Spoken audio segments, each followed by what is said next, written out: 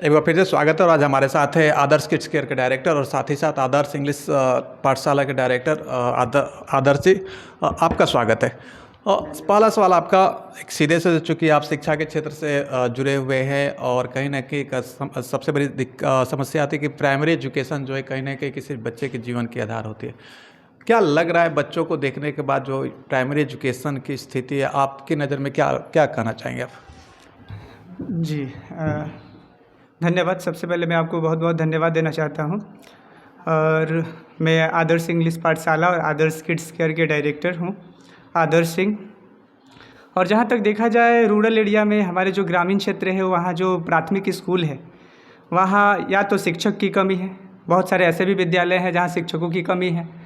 और जैसे कि एक 1 to 5 स्कूल है, उसमें 2 टीचर 1 टीचर, तो वो कितने बच्चों को संभालेंगे? एक क्लास में अगर एक क्लास देखा जाए 1 क्लास का तो एक ही मतलब टीचर पढ़ाएगा, या 2 क्लास में जाए तो एक ही टीचर पढ़ाएगा, तो कम से कम 5 टीचर तो ज़रूरी है।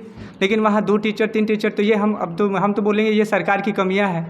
और इस कमियों को दूर करने के लिए सरकार को इंस्पेक्शन लेना चाहिए।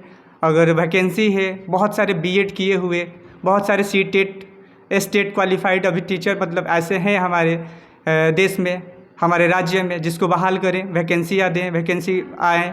सीटेट क्वालिफाइड कितने टीचर अभी बैठे हुए हैं ऐसे ही बेरोज़गार है, उस सरकार को इस सब चीज़ों पे ध्यान देना चाहिए।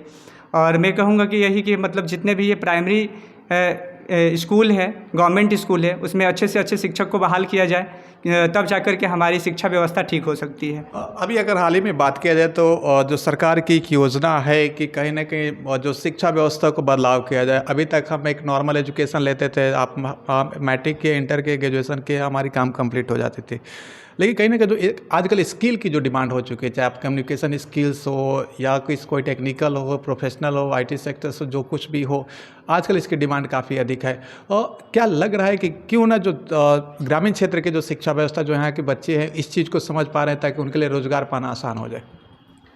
जी, जो ग्रामीण क्षेत्र के हैं उनको भी मतलब ये समझाना चाहिए, जो मतलब कि ये प्राइमरी चल रहा है, प्राइमरी एजुकेशन दे रहे हैं हम लोग मतलब कि, और ये अपर दे रहे हैं, उसी समय उस सब बच्चों को जितने भी स्किल्स हैं, और हमारे सरकार इस पे मतलब स्टेप उठाई भी है, कदम उठाए भी है। कौशल योजना है ये, या सीए, बहुत सारे ऐसे कोर्स हैं जो मतलब करवा रही है, क्रेडिट कार्ड के माध्यम से भी मतलब करवा रही है। जैसे कि कोई बीटेक करना चाहता है, डिप्लोमा करना चाहता है, या कोई नर्सिंग का कोर्स करना चाहता है तो ईज़िली कर सकता है।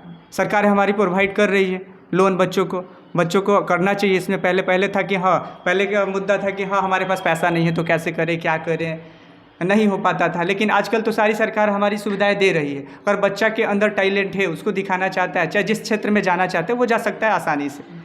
मेरे एक सवाल आते हैं कि चूँकि आप इंग्लिश के क्षेत्र से जुड़े हुए, बहुत बड़े बड़े बच्चों को आप इंग्लिश के एजुकेशन दे रहे हैं, और कहीं ना कहीं एक जो क्रेज है, जो शहरों में एक देख सकते हैं इंग्लिश के प्रति जो क्रेज है, कहीं ना कहीं वो काफ़ी कम मात्रा में ग्रामीण क्षेत्रों में, और यहाँ के बच्चे उस चीज़ को समझ नहीं पाते। जब तक एज होती है सीखने की तब तक वो समझ नहीं पाते। क्या आप इसमें किस प्रकार की कमियों को देख रहे हैं? कहाँ हम लोग पिछड़ रहे हैं इस मामले में?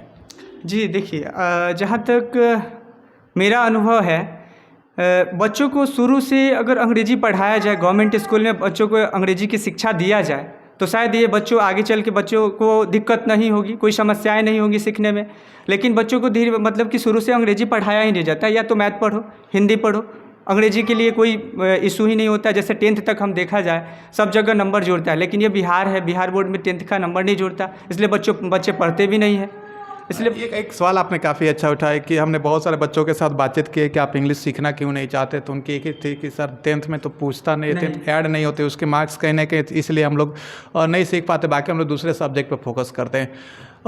आपको नहीं लग रहा है कि जिस तरह से आधुनिक समय में जो आईटी सेक्टर्स हैं जहाँ पे केवल इंग्लिश की डिमांड है, और जैसे जैसे हम आगे बढ़ते जा रहे हैं इंग्लिश कहीं ना कहीं मतलब एक अभिन्न अंग बनती जा रही है, और इस चीज़ को यहाँ के बच्चे सरकारी स्तर पर ना समझकर निजी स्तर पर क्यों नहीं समझ रहे कि हमें अगर आगे बढ़ना है तो हम इस चीज़ को सीखना चाहिए? जी, बच्चों को ये चीज़ समझना चाहिए, क्योंकि अगर आगे हम लोग जाते हैं, जैसे कि गवर्नमेंट जॉब की तैयारियां करते हैं, कोई एग्ज़ाम क्रैक कर जाते हैं और उसका इंटरव्यू देना हो, तो मुझे अंग्रेजी में ही, या अंग्रेजी में ही, जैसे जीडी होता है, एयरफोर्स में अगर जाते हैं तो उसमें जीडी देना पड़ता है, तो जीडी हिंदी में होता नहीं है, इंग्लिश में ही होता है। तो बच्चों को अंग्रेजी सीखना चाहिए। इसके लिए मतलब आगे के बारे में, अपने फ्यूचर के बारे में सोचना चाहिए। और गवर्नमेंट जॉब नहीं लगता है, अगर कोई प्राइवेट सेक्टर की जॉब चाहिए आपको, तो अंग्रेजी नेसेसरी है। इंग्लिश आपको आनी चाहिए। कम्युनिकेशन स्किल्स आपका बेहतर होगा तभी जाकर के आप जॉब मिल सकता है आपको, अदरवाइज नहीं मिलेगा। या आपके पास बहुत सारी डिग्रियाँ हैं, आप ग्रेजुएट हैं, पीजी किए हुए हैं, बट अगर आपका कम्युनिकेशन स्किल्स अच्छा नहीं है, अंग्रेजी की नॉलेज नहीं है या कंप्यूटर की जानकारी नहीं है, ये सारे स्किल्स उनके पास होनी चाहिए मेरे। एक सवाल एक सबसे महत्वपूर्ण आती है कि मैट्रिक तक इंग्लिश की कोई वैल्यूज़ नहीं है, उसके बाद ठीक जस्ट 10+2 के बाद उसको अचानक से काफ़ी अधिक कहीं ना कहीं वैल्यू दिया जाता है बोर्ड के द्वारा। क्या प्रभाव पड़ती है बच्चों के मानसिक स्थिति पर, चूँकि अब उनके बाद लगता है कि एक नई चीज़ सीखना है और कहीं ना कहीं उस चीज़ को समझ, क्योंकि हम अक्सर देखते हैं कि अगर आप यूपीएससी की बात करें, टॉप जो आते हैं वो इंग्लिश माध्यम वाले आते हैं। नीट हो गया, आईआईटी हो गया, इसमें हर साल आईआईटी के बहुत सारे बच्चे क्लास को छोड़ देते हैं क्योंकि वो तो बाइलिंगुअल के थ्रू एग्जाम तो निकाल लेते हैं, लेकिन जो पढ़ाई होती है कहीं ना कहीं इंग्लिश मीडियम में होने लगती है। इस से उनको कहीं ना कहीं हिंदी जो बेल्ट वाले बच्चे हैं उनको प्रॉब्लम स्टार्ट हो जाती है। और क्या किया जाए बच्चों को ताकि वो इंग्लिश की महत्व को समझे। और ये अक्सर ये भी देखा जाता है कि जो दुनिया के सबसे बेस्ट कंटेंट है पढ़ाई के मामले में इंग्लिश माध्यम में उपलब्ध है। जी, मतलब मेरे अनुसार बच्चों को जो प्राइमरी एजुकेशन है उसी समय से बच्चों को अंग्रेज़ी पढ़ाना शुरू कर देना चाहिए और उसको फोकस करना चाहिए और बच्चों को भी मोटिवेट करना चाहिए कि आपको अंग्रेज़ी पढ़ना है। ये नहीं कि उनको ये होना चाहिए कि हाँ मुझे 10th में नंबर नहीं मिलेगा, अदर सब्जेक्ट पे ध्यान दें, इंग्लिश को मत पढ़े। बहुत सारे टीचर भी होते हैं जो मतलब बच्चों को राय देते हैं कि हाँ अंग्रेज़ी से क्या होने वाला है, अंग्रेज़ी कुछ नहीं है। लेकिन जहाँ तक मेरा अनुभव है, मैं पढ़ाता हूँ अंग्रेज़ी, बच्चों को देखता हूँ जो 9th 10th के स्टूडेंट है उनको अगर कहा जाए कि इंग्लिश का बुक का रीडिंग देने आ जाए, रीडिंग भी देने नहीं आता है। तो ये समस्याएँ कहाँ से उत्पन्न हुई है? प्राइमरी एजुकेशन उसका ठीक नहीं हुआ है।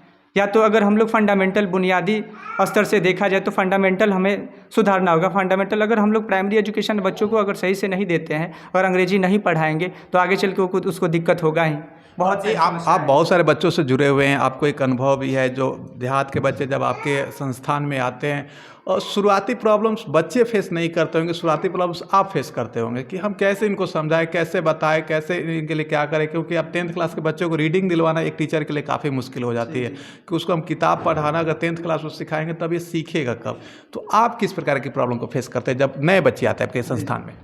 देखिए, मुझे बहुत सारी समस्याओं का मतलब सामना करना पड़ता है। जैसे कि कुछ ऐसे भी बच्चे होते हैं जिसको नाम भी लिखने नहीं आता है तो उसको इंग्लिश में क ख ग सिखाना पड़ता है, अ आ, ठीक है, ककहाड़ा, संडे मंडे, जनवरी फरवरी, ये सारे कुछ बताना पड़ता है। तो मुझे लगता है इन लोगों को ये बेसिक चीज़ें शुरू में ही अगर सिखा दी जाए तो शायद मुझे मतलब आगे उन लोगों की कोई ऐसी समस्याएं आ, चाहे मुझे भी ऐसी समस्याओं को देखना नहीं पड़ेगा, फेस नहीं करना पड़ेगा, सामना नहीं करना पड़ेगा।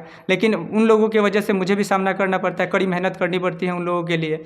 अगर वो लोग अगर आगे रहते हैं, ये सारी चीज़ों को नहीं सिखाना पड़ता तो मुझे शायद डायरेक्ट उन लोगों का सिलेबस पढ़ाते और आगे सीखते हैं। लेकिन उन लोगों को 9th 10th 11th 12th वाले भी कुछ ऐसे विद्यार्थी मिल जाते हैं जिनको रीडिंग देने नहीं आता है या ट्रांसलेशन कुछ पूछा जाए अनुवाद करने नहीं आता है, ठीक है, कि नहीं बेसिक ग्रामर का जानकारी है तो बेसिक ग्रामर पढ़ाना पड़ता है। इसलिए उन लोगों का सिलेबस भी थोड़ा सा पीछे चला जाता है। क्योंकि एक अंतिम सवाल हम आपको रोकना चाहेंगे, क्योंकि जो बच्चे आ रहे हैं कुछ ऐसे आपको बच्चे मिले होंगे जिनको लगता होगा कि सर इंग्लिश हम नहीं सीख सकते, ये कहीं ना कहीं मतलब हमें समझ में नहीं आ रहा है, और ऐसा होता है कि 15-20 दिन के बाद छोड़कर चले जाते हैं। उनकी फीडबैक क्या होती है? क्योंकि वो तो कहीं ना कहीं आपकी फीडबैक ना देकर खुद की फीडबैक दें कि उनको किस प्रकार की प्रॉब्लम्स होती है। देखिए, वैसे विद्यार्थी जो बहुत सारे हैं, मतलब कि स्पोकन क्लास ही देखा जाए तो वो क्लास में स्पोकन सीखने के लिए वो लोग आते हैं, एडमिशन भी ले लेते हैं, लेकिन उनके अंदर कुछ ऐसे हेजिटेशन होता है जिसके वजह से कि हाँ हम लोग नहीं सीख पाएंगे, या डर, या पोडियम पे जाने में डरते हैं। लेकिन ऐसा नहीं होना चाहिए, उन लोगों को डरना नहीं चाहिए। और जैसे कि आज हम लोग भोजपुरी बोल रहे हैं, हिंदी बोल रहे हैं, तो क्या हम लोगों को कोई सिखाया है? कोई नहीं सिखाया है। तो वैसे ही ये भी लैंग्वेज है, सीख जाएंगे। पैसेंस रखना होगा, धैर्य रखना होगा, लेकिन उन लोगों के पास पैसेंस नहीं है। पैसेंस रखना पड़ेगा तब जा करके सीखें, क्योंकि ये हमारे लिए एक नई लैंग्वेज मिल रही है। ठीक है, ओके, बहुत बहुत धन्यवाद सर आपका, आपने हमें अपना बहुमूल्य समय दिए और बहुत सारे मुद्दे पर बातचीत की। तो ये थे हमारे आदर्श किड्स के आदर्श इंग्लिश पाठशाला के डायरेक्टर आदर्श सर। आपका बहुत बहुत धन्यवाद।